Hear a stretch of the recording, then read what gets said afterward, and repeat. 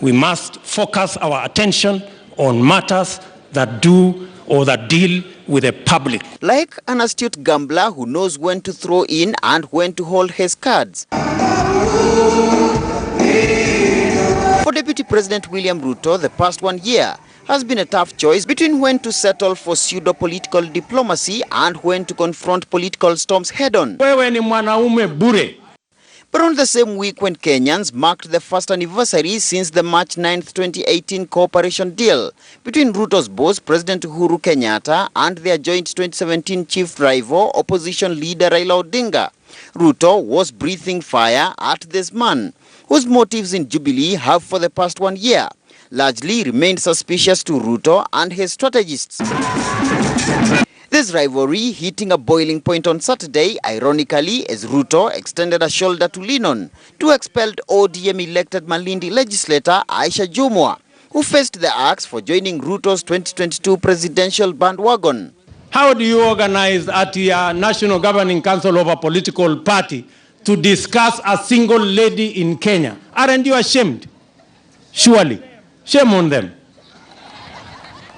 And what they are accusing Aisha of doing, so many men, including their own party leader, have committed those crimes. I don't believe that the handshake mandated anyone to subvert the interests of their own political parties.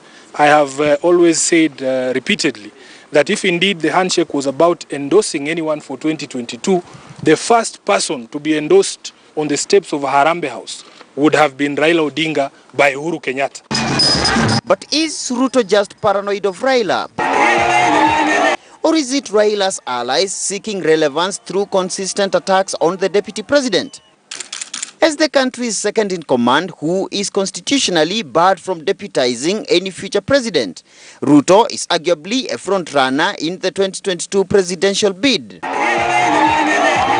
But with a basket of 6.7 million votes, at least according to the disputed August 2017 polls, and the cooperation deal with Kenyatta, which has since earned him accolades from least expected quarters, Raila is easily Ruto's likeliest opponent in the race to State House.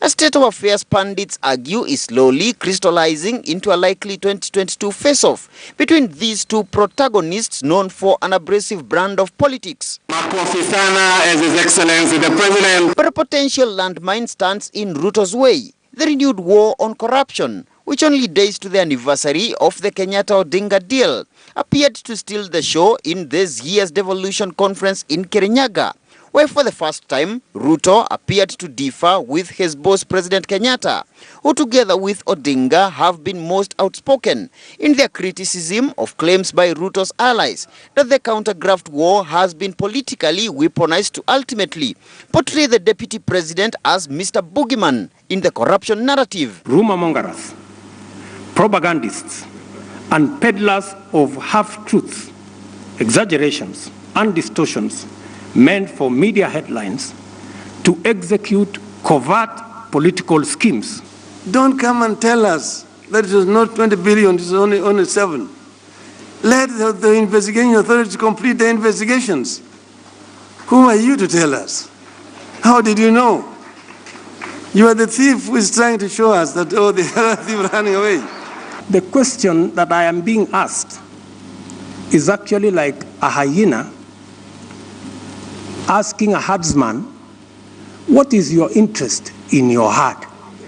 And why do you know the number of the livestock you are keeping? The sad scandal involving the Aror and Kimorwer Dam, where authorities claim 21 billion shillings might have been lost, already threatens the career of Treasury Cabinet Secretary Henry Rotich, whose 3 days grilling is said to have sucked in more government officials into the probe.